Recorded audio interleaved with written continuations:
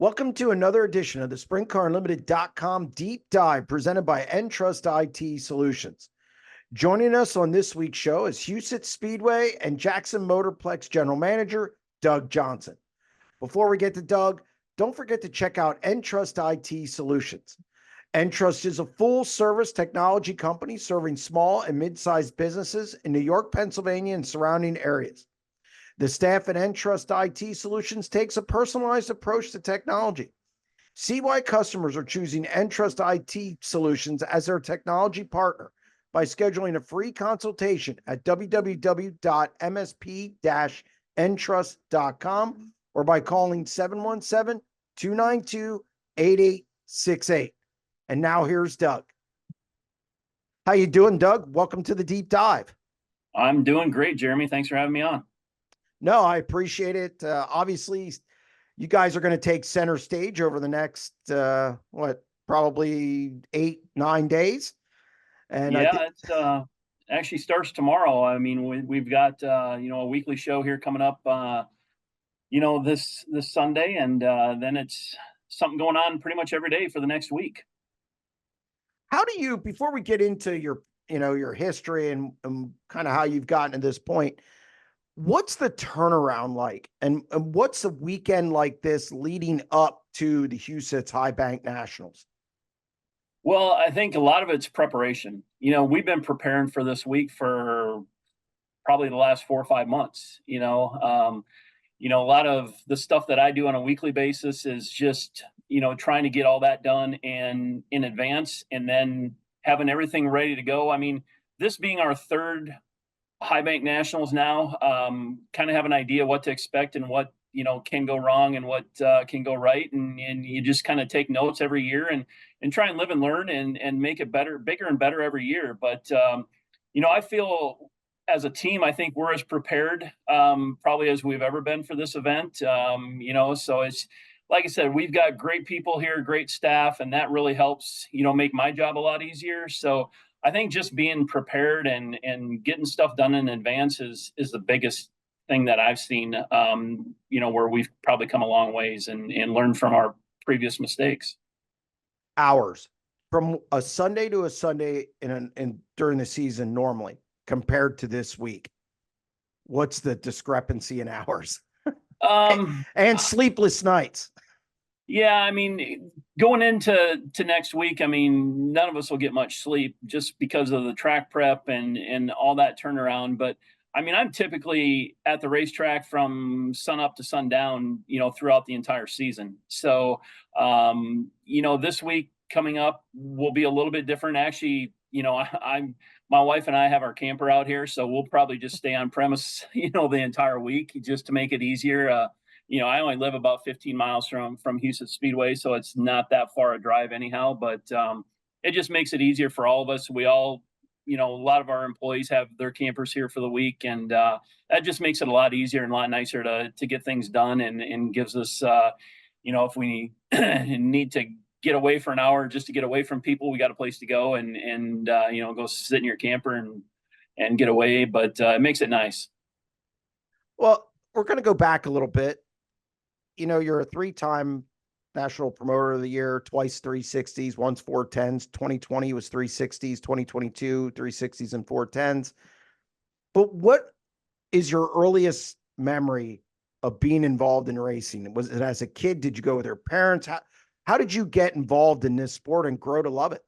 Yeah, exactly. I started going to races with my parents. I mean, I grew up in Jackson, Minnesota. So what you did there on Saturday night is you went to the races, and I started doing that as early as I can remember, probably 4 or 5 years old. My parents were huge race fans. They were really never involved in racing other than just being huge fans. My dad didn't race or anything or even own a car or anything like that, but he grew up, I think he told me that he went to I think it was the first race in Jackson in 1954 and Wow. Didn't miss many since then. So, we would go to our ritual on summers, where pretty much we would go to Fairmont on Friday nights, Fairmont, Minnesota, Jackson Saturday night, and then we'd either come to Huset's or Hartford, South Dakota on Sundays. And we did that for a lot of years. And, once I got out of high school, I just developed a very serious passion for sprint car racing. And, I wanted to be involved in some way, shape, or form. And just kind of back in the day, kind of started taking photos, just with a little Instamatic, when I was a kid. And just that's kind of where my passion grew, and a lot of the history was very intriguing to me. So I just kind of, I worked in sales, for a long time, and before I really got involved in the sport racing professionally. And so it's kind of come full circle now, I would say. When you say you were in sales, was that outside of racing or was that in racing? No, that was outside of sales. I was actually I worked for a couple different newspapers, different ad agencies. Sold print advertising for quite a few years, and then actually before I started working for Todd in 2015, I actually worked for a company in Worthington, Minnesota that produced recycled plastic lumber, and so I traveled the country with them for about 8 years. And was a traveling territory manager for them. So I was on the East Coast a lot. I had all of Canada was my territory. So I traveled a lot for those, probably 3 to 4 of those 8 years that I worked for them, and got to see a lot of the country. And, I would try and schedule my meetings around big races. So I mean, I got to go to Williams Grove and Lincoln for the first time because of that job. So it was kind of cool. But I think I went to Williams Grove 3 times before I actually got to see a race, because it rained out every time I was there, or was gonna go. So and I got to travel to the West Coast quite a bit. I didn't get to see many tracks in California, but I traveled the country a lot and got to see a lot of the U.S. and a lot of Canada, and made a living doing it. So it was, it was a good learning experience, and I think it kind of set me up for what I'm doing now. So how do you end up working for Todd Query? How do you guys know each other? I mean, because I know Todd. Todd's an interesting cat. I've had him on a deep dive. So how do you end up working for that guy? Well, it's really a funny story, because Todd and we grew up about 5 miles from each other as kids. So our families, lived 5 miles apart. And actually a funny story is, my family, my dad farmed, grain farmers. And so Todd, and I joke about it. One of the first jobs Todd ever had was working for my dad, picking rock, in the fields. So him and I did that together for a few summers, and we played baseball against each other. He went to Windham High School. I went to Jackson High School. So but we still lived 5 miles apart. So our families knew each other. And, over the years, after we graduated college, kind of went our separate ways. And, Todd started Big Game Tree Stands. And, I moved to Sioux Falls at that time, and, I've lived out here ever since. And so our families have known each other, and I've, stayed in contact with Todd over the years, especially when he had Big Game and owned, had a couple race teams. So, we've just always stayed in touch, because we had a lot of common interests, like I said, with racing and baseball. And, I know my family, his mom was actually working at a clinic, I believe. And, so our mothers knew each other really well, and living in the same community. So yeah, we've been good friends and neighbors for a long time. So that's kind of how it all started. Okay. Who's a better baseball player? Todd was. He played in college. I didn't. I was going to, and I tore my knee up between my junior and senior year in a baseball game in Marshall, Minnesota, and tore my ACL. And after that, I never had it reconstructed back then. I wish I would have, because I just had a knee replacement here a couple years ago, and just because of that injury. But I really didn't start playing baseball until my freshman year in high school. Okay. And I was actually back then I played basketball. That was my number one sport was basketball. And I was going to play that in or in college. And that didn't pan out, especially after the knee injury. But I really took a liking to baseball. I, ended up pitching for a couple years but I never played past high school. So Todd at least played in college. Well, we'll say you're a better basketball player. That could be, yeah, for sure. Because I know he was athletic when he was younger. Absolutely. And it shows both of his boys played baseball and were really good baseball. Taylor and Andrew were really good baseball players as well. So it definitely runs in the family. So you ended up working for Todd. What was the first gig? Was it GM of Jackson? Correct. Yeah. It's actually, I reached out to Todd in 2015 when he announced that he was taking over Jackson. And, I started, I think, in November of 2015. And then our first full year of racing Jackson was 2016. So I've been with him ever since. That had to be special for you. It's where you grew up, going to races, that area.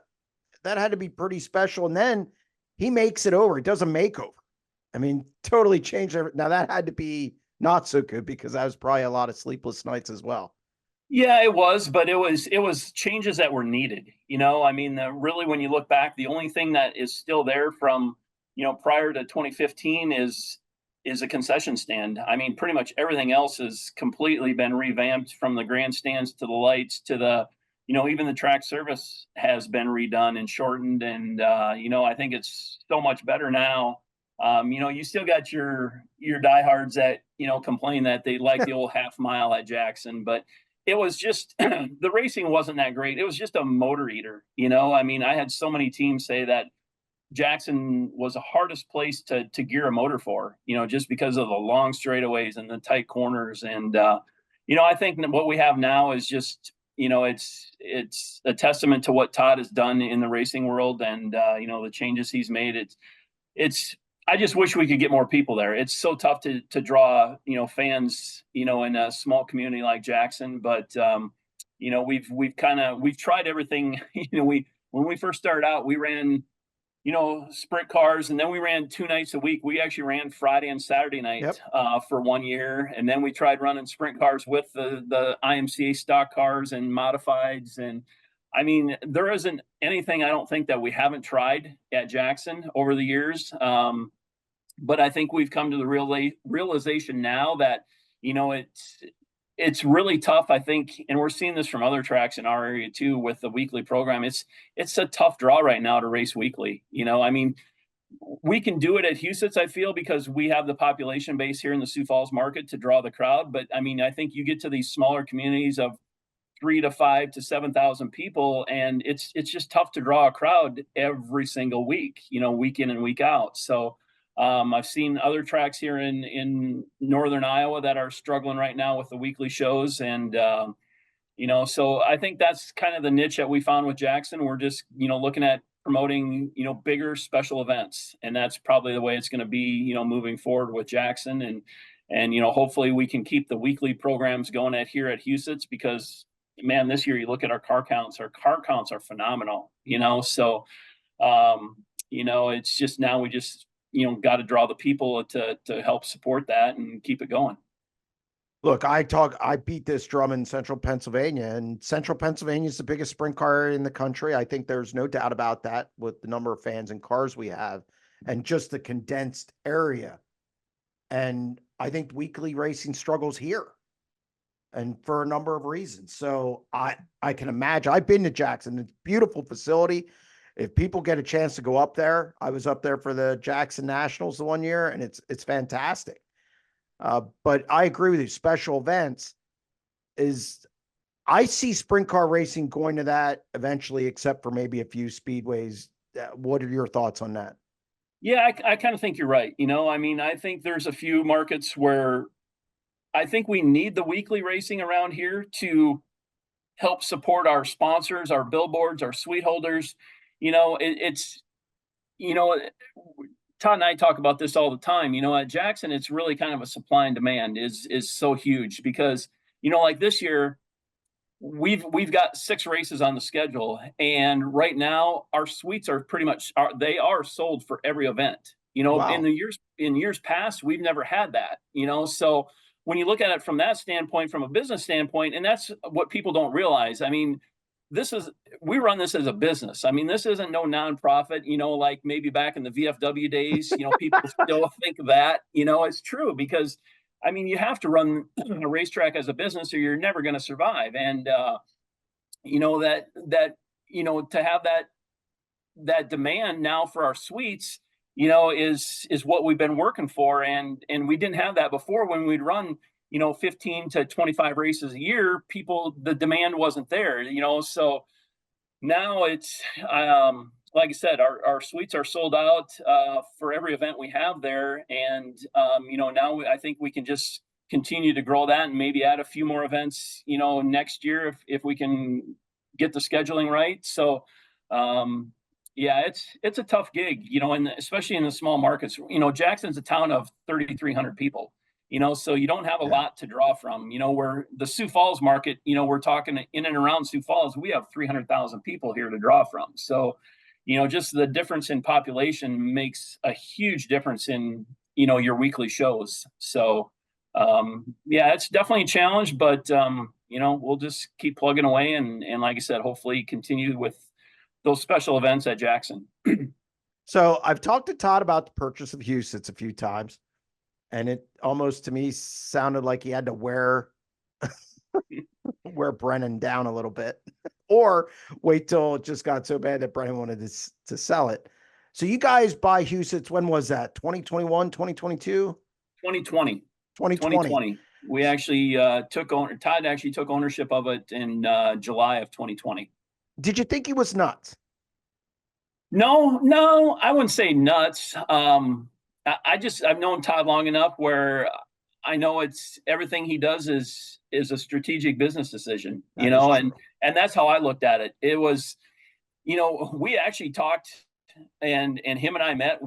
He was serious about the Sioux Falls market, and he had me reach out to some realtors. We actually looked at some land to build a racetrack in the Sioux Falls Wow. market when, before he purchased Huset's. I mean, so there was that talk and interest, and it's like you said. I think Brennan finally wore down, and they agreed on a purchase price, and Todd made the purchase of Huset, which, at the end of the day, I think was the best decision because Huset has so much tradition, and it's just I've been coming here as a kid, probably since the early to mid to late 70s, I would say, and it's just it's hard to I never could envision what he was trying to do. Was he had threatened everybody with putting bulldozers out here and excavators. He was going to tear it down, but I really never did see that happening. I think it was just a ploy to get the media talking, and it obviously worked. And like I said, Todd purchased it in 2020, and the things that we're doing around here now is it's really exciting. With some of the land purchases and the new race shop going up on top of the hill, that's just completed. So just really excited about the future of what we got going on here. I was at Huset's for the first time last year for the high limit race. Again, a beautiful facility. One thing about Todd is, whether you're an outside person, like him, don't like him, whatever, he puts everything into it. If he purchases something, and it's going to look really good. And Huset's, you guys have it was nice to begin with when you purchased it, and you guys just keep adding to it and adding to the grounds. Absolutely. And that's the exciting part about working for somebody like Todd. He's very passionate about it first, and then, he's got the resources to invest in, making things better. And, if you don't continually do that, you're just going to fall behind, and you're going to look at some of these, tracks that maybe struggle, that don't put any money back into it. I mean, every year, we've made some improvements out here, and we'll continue to do that with everything that we have going on, and the land we have around here now. So that's really exciting to be a part of. So from when Brennan had it, and then you guys, Todd purchases it, you become the GM. What's been the reception from the surrounding area? Two way different personalities as far as ownership, I think, or even visions. Has it been received well? Have you seen those people? Because it was sitting for a little bit. People obviously didn't know what was going to happen. You know how people get disinterested quick. Do you have all those people back? And has the reception been really good since you guys have taken it over? Well, the reception's been fantastic. I don't know if we have all those people back, but I mean, every year is a process. I would say the first year was probably a little bit of a struggle because there was some apprehension, from the local community. They didn't really know Todd that well. They didn't know what to expect. They didn't want to see another Chuck Brennan come in here and do what he did. So I think there was that apprehension the first year. We started right away by promoting this. We still continue to do it by going to sportsman shows, home shows, being out in the community and getting our name out there. I mean, even this past year, we did a sportsman show in Fargo, North Dakota, just to get the Huset's name out there. And, I think that has definitely helped build Huset's back up and get the support. I would say we definitely have the local support from, I would say, the Brandon and Sioux Falls community. We're heavily involved in the chambers in both those cities and do a lot of stuff with that to, get people back. One thing that we did this year is we sent out a letter to all the chamber members in the Sioux Falls and Brandon Chamber of Commerce and gave them 4 free tickets to come attend an event at Huset Speedway, throughout the season. So, I think that shows that we're vested in the community and want to make this work. And I think the community's starting to see that now, that we're not, Todd's not going anywhere. I mean, especially after building this nice race shop and offices up on top of the hill. I mean, I think that's pretty evident that we're here for the long haul. And I think the community is really starting to see that now. And the crowds,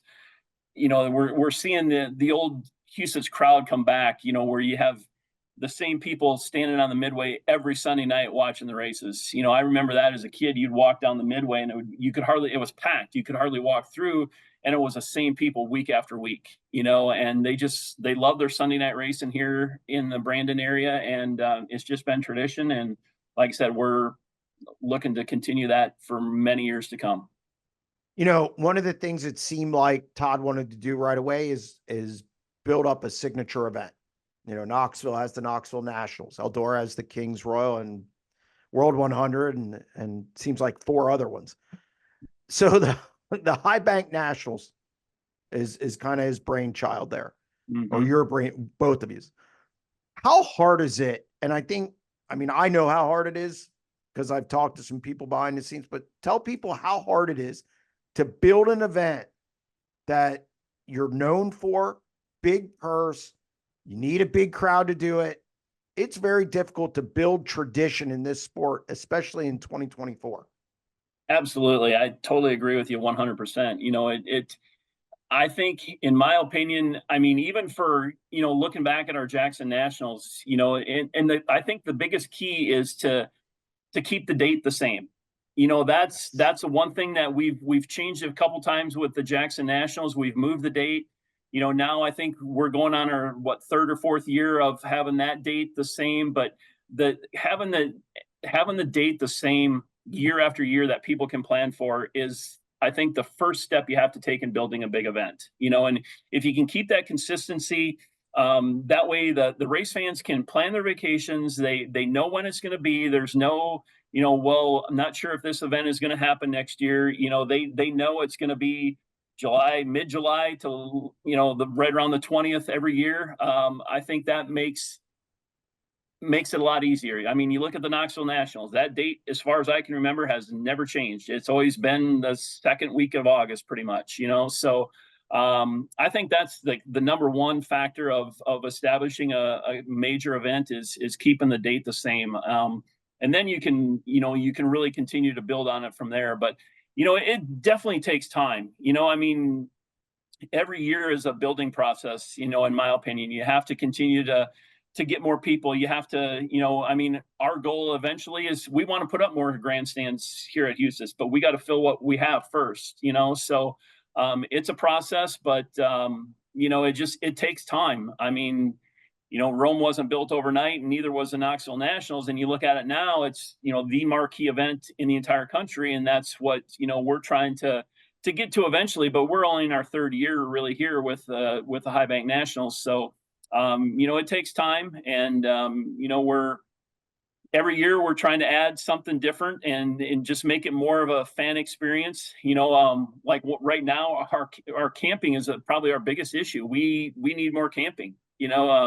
Camping has become a really big part of our business, both here and at Jackson. And the race fans want to be able to stay on the grounds, not have to travel. And, then you got to find things for them to do during the day. And, that's what I love doing, is just coming up, working with the chamber and places like that to make this more of an event, throughout the entire city where people want to come here. So, and that's one thing Knoxville's done a fantastic job of. When Kendra was there, she did a great job of that. And, now with the staff they have with Jason leading their team down there, I talk to those guys all the time. I talk to Jason Reed and John McCoy, throughout the year all the time, just picking their brain and trying to get different ideas and vice versa. So, it's cool to have, a track 5 hours away like Knoxville, where we really work together and do a lot of stuff, trying to promote the sport for both of us. So I think it's, only going to get better, in years to come for both of us. It's funny. I've seen you in Pennsylvania, even now, before, after you've been with Todd, not when you were with the lumber company. So how important is it to get out to these other places? I've seen you, I think I saw you in Florida, see you in Pennsylvania a lot. I mean, for as much as you can, every chance you get. Again, Knoxville, a lot of promoters, and I feel promoters don't do this enough, is get out and look what's out there. They get so hyper focused on their own or just don't care or don't think it would work. You guys have this is something you've always done. Why? Well, I feel it's important to learn what other tracks and not only tracks are doing, but I mean, you can get so many good ideas from different places. I go to as many tracks as different tracks as I can, just to get ideas and take pictures, because, you can learn what they're doing and make improvements. I've pulled a lot of ideas from, even the RPM workshops, that we go to every year. I mean, I think that's a great,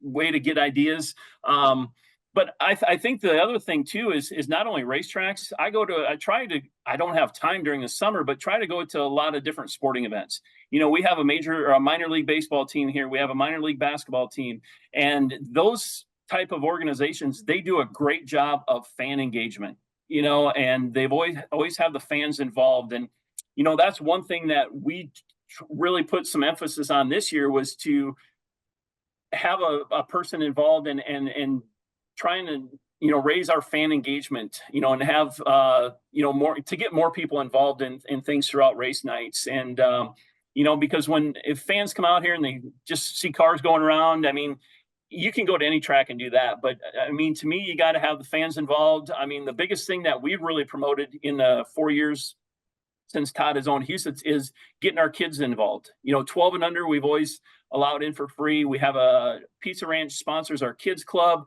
We have different things for them to do. We have different giveaways to get them involved with the drivers, do like a redraw.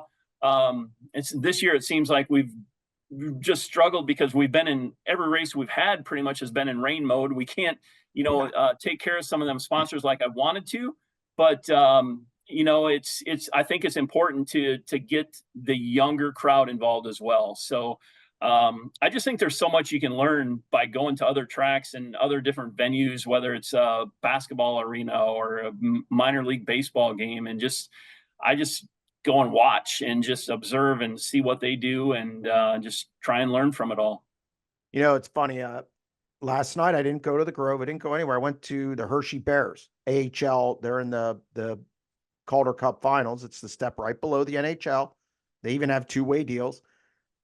I was there from probably 6 o'clock till about 10 o'clock. and all 4 hours were like the Knoxville Nationals A main. And people in racing stare at me.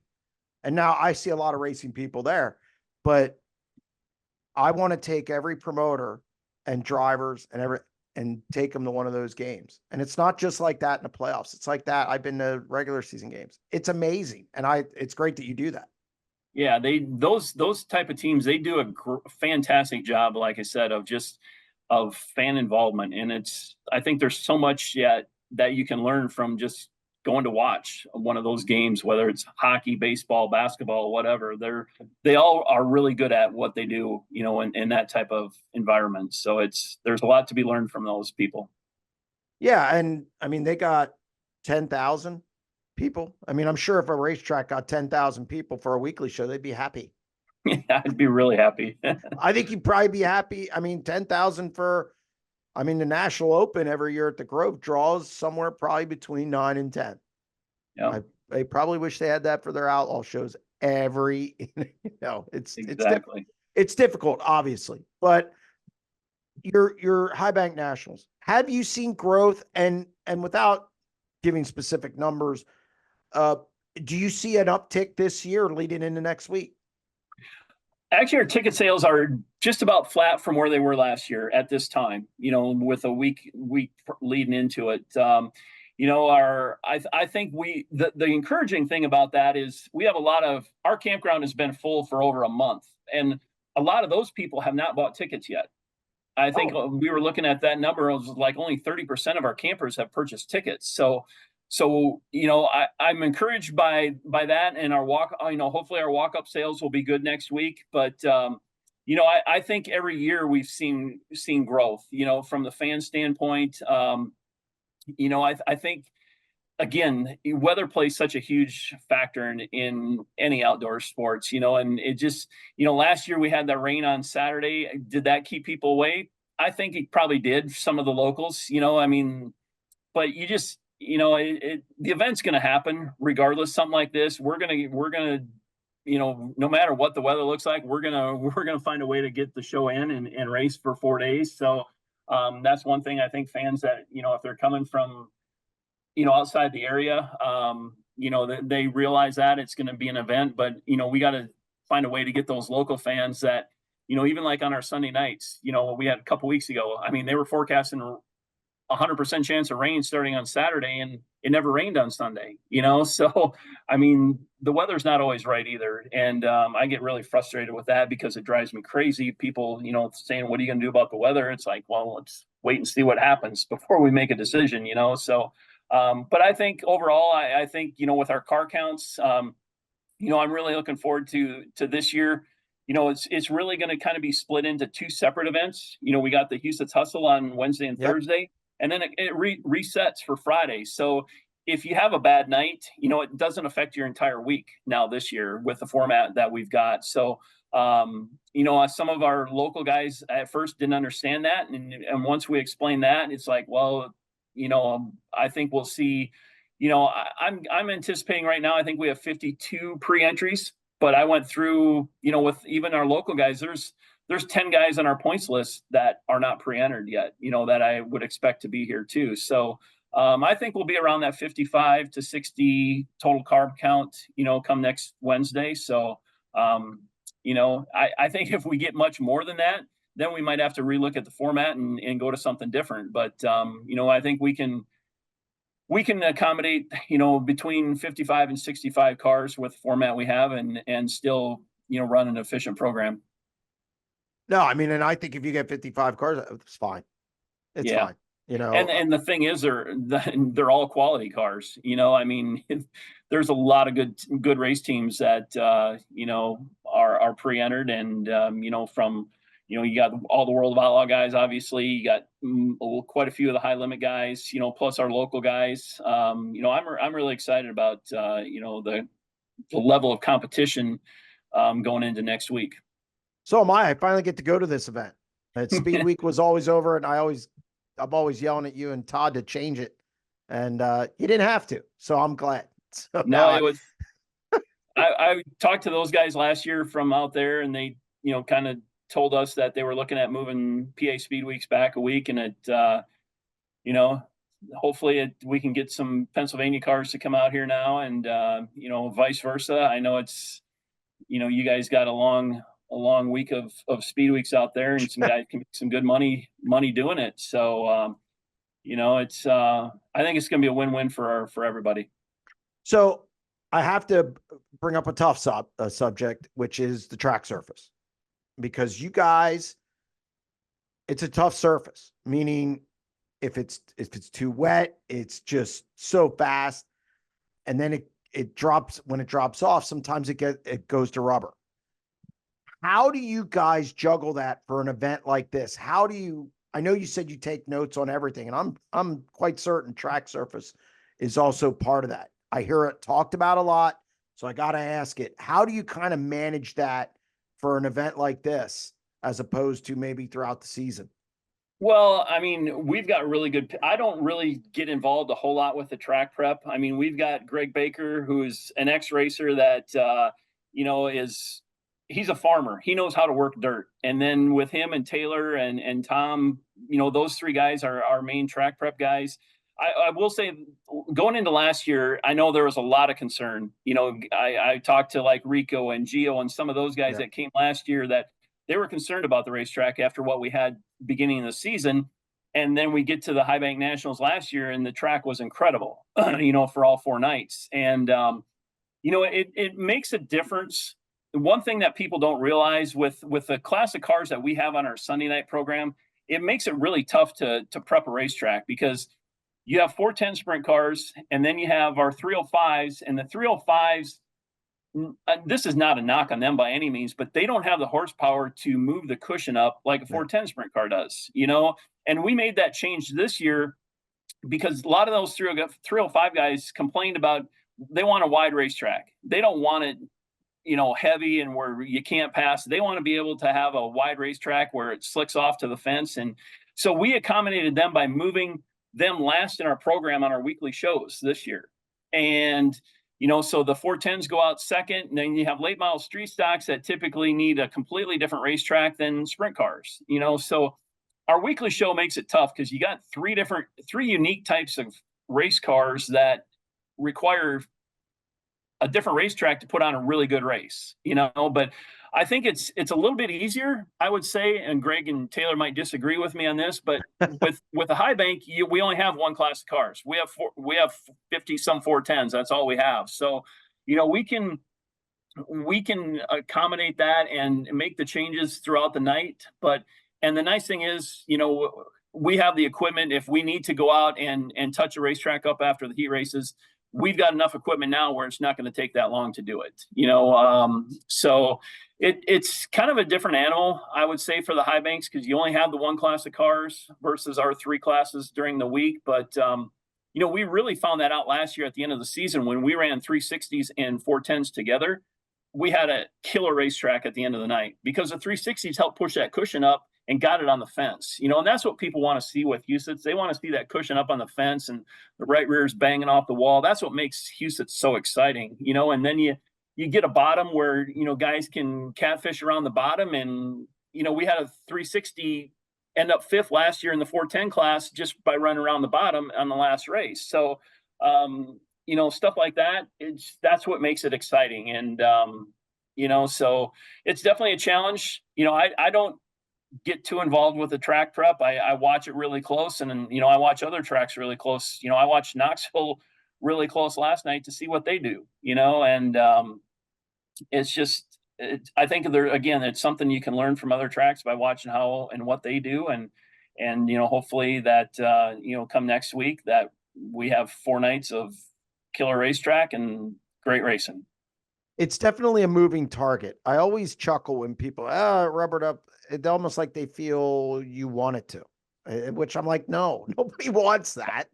That's the last thing we want. I mean, none of us want it to rubber up because it costs the race teams money, and we know that. I mean, Todd and I are both involved in a race team, and that's the last thing we want to have to do is put new tires on a race car every time we go out. So, and we don't want that for the race teams either, because then they're not going to keep coming back, if they have to burn tires off every week. So The last thing we want for it is to take rubber. We want, at the end of the night, we want a good race. We want it, and like you said, it is a moving target where you try and get it slick to the fence, but yet where it doesn't take rubber. And with the dirt we have here, sometimes it presents a lot of challenges. But I think the team that we have in place now with our track prep, they've they've got quite a few years of experience under their belt, and we'll adjust and hopefully have like I said, a good racetrack all 4 nights. Huset's, it's funny, you guys have your weekly guys that you get every week. But I for some reason, I feel Huset's is turning into a commuter track. You have guys showing up on a Sunday. Anthony Macary's been there a couple times. Other drivers showing up, whether it's to prep for the High Bank Nationals or whatever it is. Do you kind of feel that you guys are starting to get that kind of feel like Knoxville has during the summer, where guys just show up, hey, nothing's going on, I'm going to race there? And to me, that's a good thing. Absolutely. It increases our competition level here week in and week out. Talking to Jacob Allen was here last Sunday night, and I mean, like he said, he goes, it's crazy why, guys in the Midwest, don't run Knoxville and Huset, because, we added almost $4,500 to our 410 payout from last year to this year. And the money that these guys can race for now, I mean, they're racing for a minimum of $5,000 to win on Saturday and Sunday night between Knoxville and Huset. And, you can make really good money doing it, just between these two tracks. And then what we're looking at adding at Jackson, if we can get 4 to 6 410 shows there where you can race for, $4,000 to $7,000 to win on those shows. It's, the guys around here can sleep in their own bed most nights and still make a decent living, racing a sprint car. I mean, there's good money to be made right now in all of sprint car racing. But I think, with what we have between Knoxville and Huset's, there's a lot of money to be made, just on a weekly basis. And, I don't think I think it gives the guys a chance that, maybe thought they had to go on the road to make money, that they don't have to. They can stay around here and still make good money racing. You look at Aaron Reitzel. I mean, he's a prime example. He's making good money, just racing, Knoxville. He's been to Huset's a few times this year, not every week, but, and then you got your few midweek shows, where the Outlaws or High Limits are around. And I think it's a great scenario for guys here in the upper Midwest that can race, probably 40 to 50 times and race for good money pretty much every night. No, I agree. I mentioned earlier about you winning Promoter of the Year from the Sprint Car Hall of Fame. For a guy who went to races as a kid with your dad, that had to be an honor for you to kind of rise to that level in this sport. I thought you should have got it probably about 4 years earlier in the 410 ranks. In fact, I wrote that, but that had to feel pretty special to kind of get to that point through all the years and kind of put in the time and to get it honored like that by on the biggest stage in sprint car racing. Yeah, it definitely is. It's something I guess I really never dreamed of as a kid, as being a Promoter of the Year. And I'm very fortunate and very honored to have won that award, and, very appreciative. It's something that I think that when you have passion for what you do, it just makes it so much easier. I'm very passionate about racing and, sprint car racing and, in particular, but, I've always said, if you have a job where it's something that you're passionate and love, it's not a job. It's just what you do, and to me, what I'm doing is not, most days I would say is not a job. There are some days that, will bring you down and change that mindset. But, I love what I'm doing, and it makes it a lot easier, and I've got great people around me. I've said that this year, I didn't win this award. We won it as a team. I couldn't do this without, first of all, having Todd having faith in me to do this job. And then second of all, to have the team that we have around us, both here at Huset and at Jackson. It makes my job a lot easier at the end of the day. And, I'm just I'm very appreciative and of all their hard work and, just very passionate, about what I do. So I'm going to fire some things at you, kind of our we wrap up with some rapid fire stuff. And I appreciate you joining the show. I know you're busy this week preparing for Sunday night and the rest of the High Bank Nationals. Streaming. It is a difficult thing to juggle. I do pay-per-view. It's different, but I see I know what I see here. If there's a 50% chance of rain and you have streaming, you're sunk. Absolutely. But so my contention is, I think it's great for national series. I think it's great for big events because that's what this sport's become, tennis and golf to me. But weekly events, it's tough. How do you guys juggle it? And where do you come out on streaming? It's almost like, I hate to use the term necessary evil, but it is a juggling act. Yeah, I agree with everything you just said there. It definitely is. It has definitely helped our big events for sure. It's great for that, but like I said, the weekly shows, the thing is, streaming is so good right now. It's too easy for people to sit home and watch it on their computer or their TV, and that's a good problem to have as well. But we've done some things with where you purchase your tickets in advance. You can save some money by doing that as opposed to coming the day of. Trying to do stuff like that. I think the biggest thing I've told people is that if you want to watch a particular driver at a racetrack, streaming does that no justice. You have to be at the racetrack to do that. So, for example, if my son's racing and I want to watch him at Knoxville, if he's not leading the race or probably in the top three, I'm probably not going to see what he's doing, on pay-per-view. So being there, you can control that. You can control what you watch by sitting in the stands, and you can see and you can smell and you can see all the things that are going on that you can't see on pay-per-view. But yeah, I'm kind of torn. Like I said, I think it's great for our sport. It's definitely helped build the sport, I think, to where it is right now. Just with the major sanctioning bodies, I think it's a necessary evil for them, but it definitely hurts our weekly show, and I think it hurts everybody's weekly show, especially when you have a chance of rain, or it might be too hot or too cold. Everybody seems to have an excuse about something, but like I said, if you're a real race fan and you want to watch a particular driver or see something happen, or, be involved in what, we have, say, even going on. I mean, we try and, with our lucky number program stuff, we give away a lot of stuff, every single night that you can't get it sitting at home watching it on pay-per-view. So, we try and find different ways to entice people to come, to our weekly shows. And, it's definitely a challenge, but, like I said, I think I agree with what you said. Streaming is it's a necessary evil, but yet I think it definitely hurts the weekly shows to a point. Safety. It's a hot topic with me, probably more so than most. I put out a 90 at 9 the other day that probably was a little scathing to some. I don't really care. Which you've known me long enough that I don't. To me, there needs to be standards. Now, you guys, obviously you had MedStar up there, higher ed. Does this sport, I mean, you go to a lot of places. Does there need to be a biggest emphasis on safety instead of just something happening, we offer prayers, and then we move on? Yeah, I think there definitely does. And, I just saw, we're very fortunate to have Jay and his MedStar team based right here at Huset Speedway.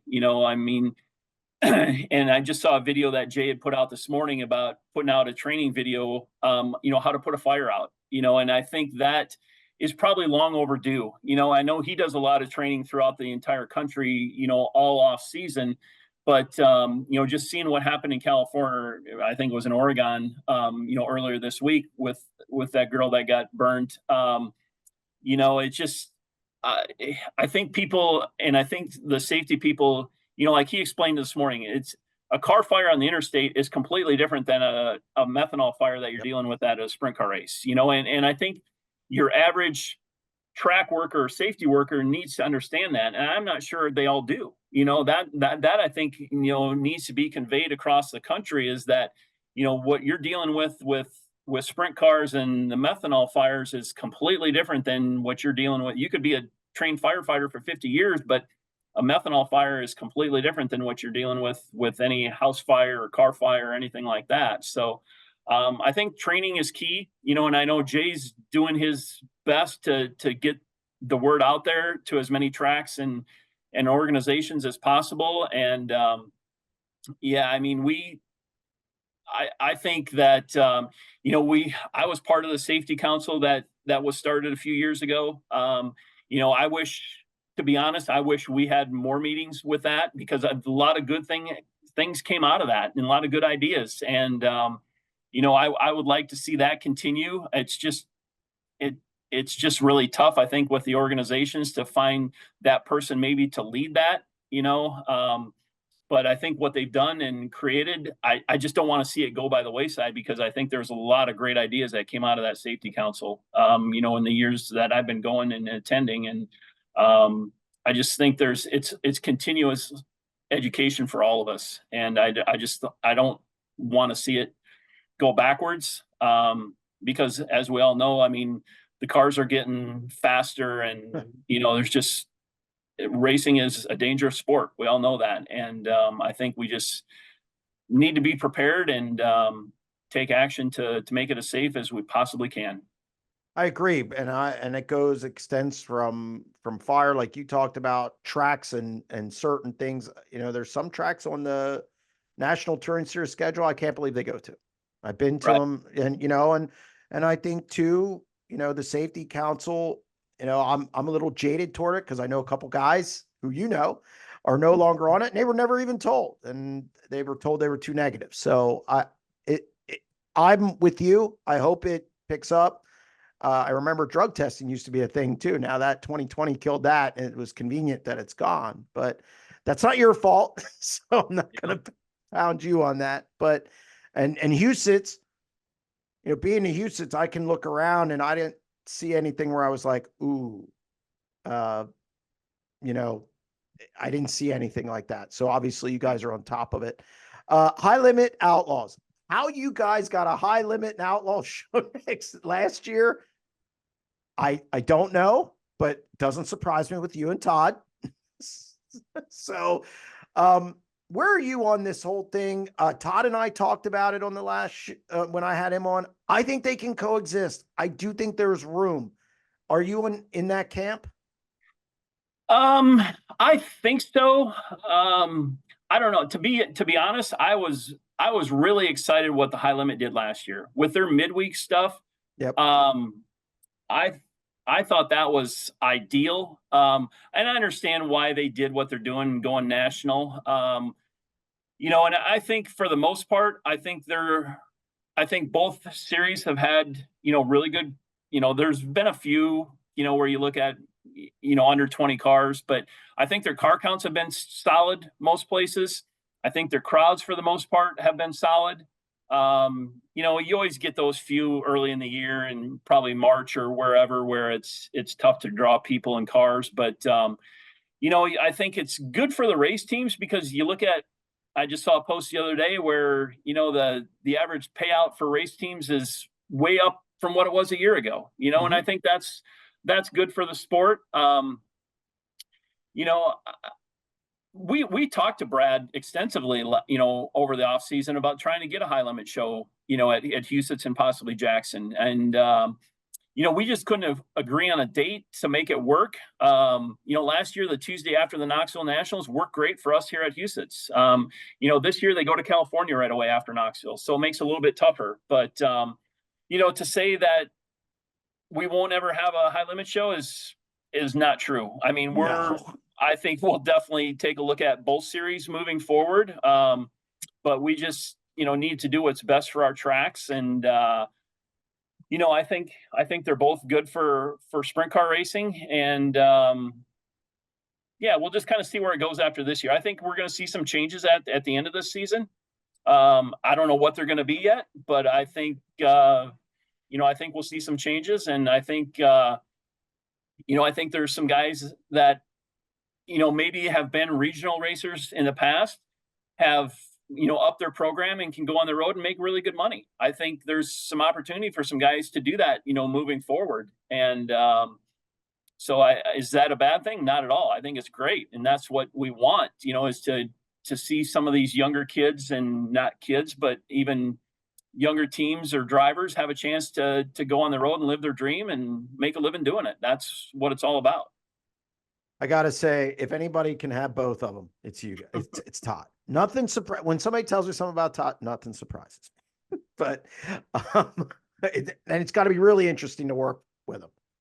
Yeah, it's exciting, because there's always something around the next corner that you just probably don't always plan on, and it's I think the opportunities that we're going to have here after this season, I think are exciting to be a part of. That's what I can say right now. Like I said, I don't know what they're all going to be, but I think sprint car racing in general is in a really good place right now, and it's exciting to be a part of it.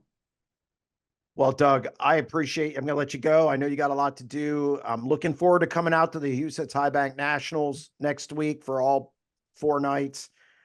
Looking forward to covering it. And guess what? You're going to have high limit and outlaw drivers there, so it'll be a talking point, which is great. And again, I look forward to getting out there, and I appreciate you coming on the show. Well, I appreciate you having me, Jeremy, and look forward to having you and seeing you next week. All right. Thank you. That's going to wrap up this edition of the SprintCarUnlimited.com Deep Dive presented by EnTrust IT Solutions. Thank you very much to Doug Johnson for joining the show. It was a lot of good stuff. And don't forget to click that subscribe button to our YouTube channel, and also check out our daily exclusive content at www.sprintcarunlimited.com. We'll be back next week with another edition of the Deep Dive.